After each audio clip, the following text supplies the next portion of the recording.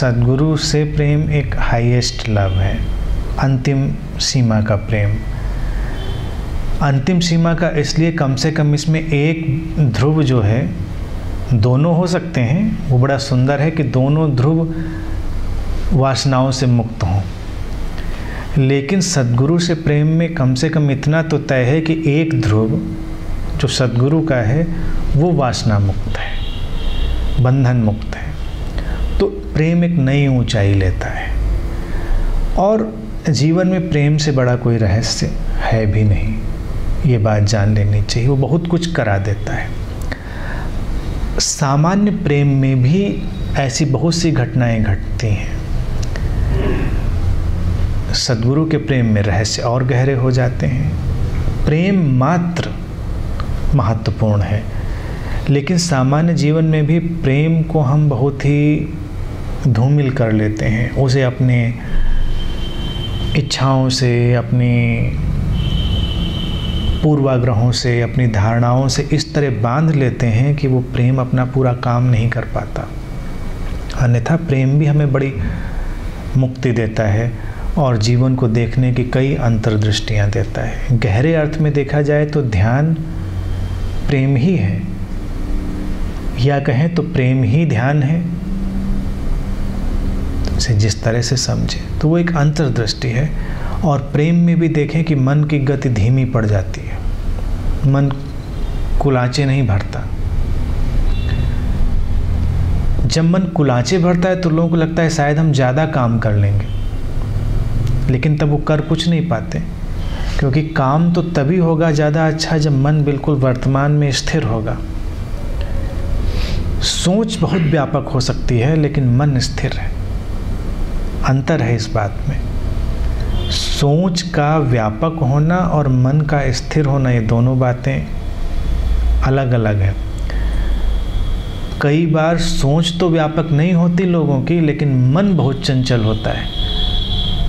तो आधे घंटे के अंदर लोग पता नहीं कितनी कितनी कल्पनाएं कर डालेंगे और अंत में कुछ भी नहीं करेंगे।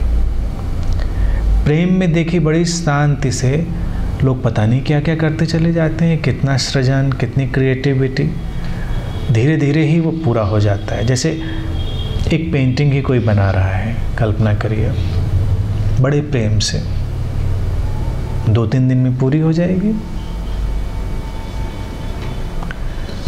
2-3 दिन कोई बड़ा वक्त नहीं है, लेकिन कोई बस सोच रहा है कि एक दिन बनाऊंगा मैं कुछ बहुत अच्छा, बहुत शानदार, और मन भागा चला जा रहा है कल्पनाओं में कि ऐसा बनाएंगे, ऐसे रंग डालेंगे, ऐसा। तो शायद ज़िंदगी के आखिरी पड़ाव तक भी वो बनाता कभी नहीं।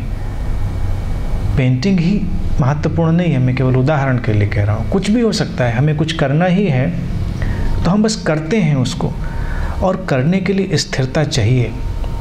जैसे कि मैं हमेशा कहता हूँ कि अगर हमको चलना भी है तो चलने के लिए भी पैरों में स्थिरता चाहिए होती है। यानी कि एक पैर जब स्थिरता से जमा होता है तभी दूसरा पैर आगे बढ़ता है।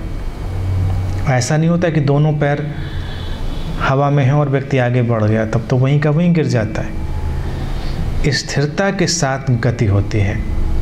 जैसे व्हील जो घूम रहा है तो उसके बीच का जो सेंटर है वो स्टिल है। वो स्टिल है इसलिए व्हील घूम रहा है। तो हमारे मन के भीतर भी एक ऐसा बिंदु है जो बिल्कुल स्थिर है। उसको खोजना ही ध्यान है, या उसको खोजना ही प्रेम है। सद्गुरु से प्रेम हो या किसी भी व्यक्ति से प्रेम हो, हम देखेंगे कि अचानक हमारे अंदर कुछ स्थिर हो गया है। वही स्थिर बिंदु है।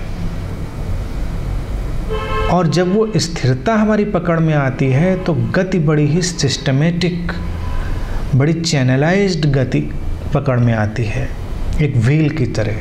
तब गति होती है। और अगर वो सेंटर, स्थिरता का केंद्र हमारी पकड़ में नहीं आया, तब भी मन में गति है, लेकिन तब वो गति धुएं जैसी है, इधर उधर भागती हुई, भटकती हुई, बिना किसी दिशा के, निरुद्देश्य। उसकी कोई गति नहीं। देखने में लगेगा कि बड़ी गति हो रही है, यहाँ से धुआं उठ रहा है, वहाँ से, लेकिन जा कहीं नहीं रहा वो। और जब एक स्थिरता आ गई तो वही व्हील हमको कहीं से कहीं भी ले जा सकता है। यही सृजनात्मकता है। प्रेम और ध्यान दोनों से हम उसी जगह प्रवेश करते हैं।